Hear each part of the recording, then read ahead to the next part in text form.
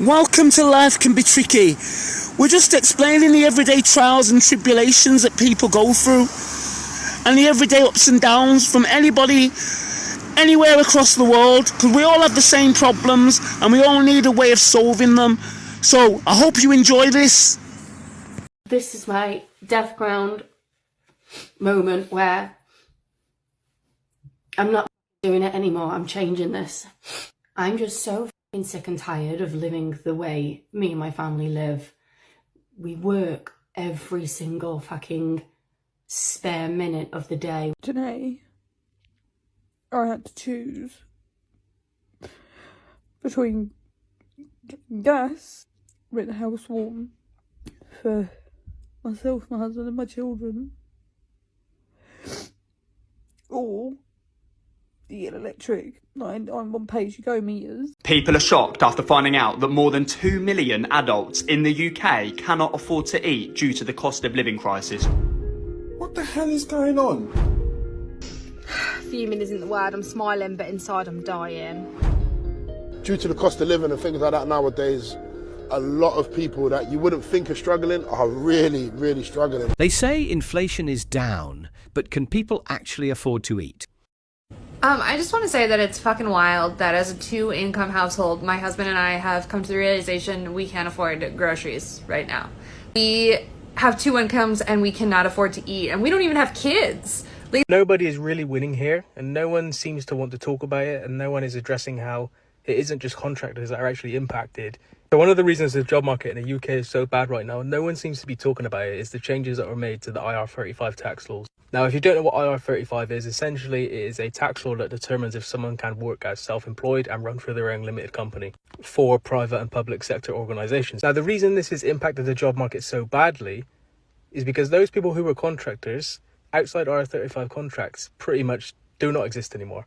Now, this is almost wiped out the junior job market, especially for graduates in things like computer science and finance, because most of those contractors just went back to permanent employment or they left the country.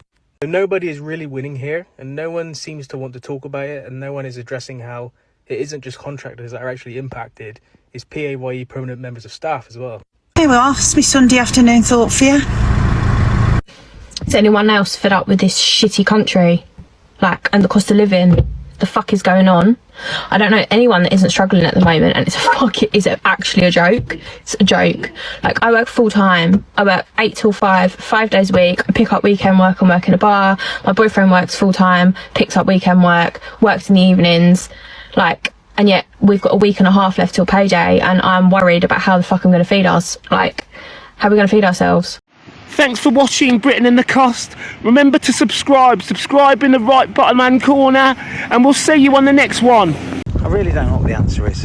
So a Labour MP has just quit the government over the proposed welfare cuts. She's the first one to quit the government over this, and it's very important because of who she is and what her position is. So her name is Vicky Foxcroft, and you've probably never heard of her. She's not one of the most famous Labour MPs out there, but her position as a government whip is very important because it's her job to get negotiations with other MPs, to organise them, to get them to vote, to make sure that legislation gets through. And she has quit because she cannot get this legislation through. She cannot, in good conscience, vote for it, never mind get other MPs to vote for it, because that would have been her job. And she has probably been talking with MPs for months about trying to, negotiate, make changes, make the bill slightly better, but she just can't do it in good conscience. And my guess is that she is going to be the first of many to quit. And she specifically said in her resignation letter that she can't, in good conscience, put this bill forward to try and force people back into work by cutting benefits. She believes that we should be helping support people back into work by incentivizing them, by helping them more, by giving them more resources.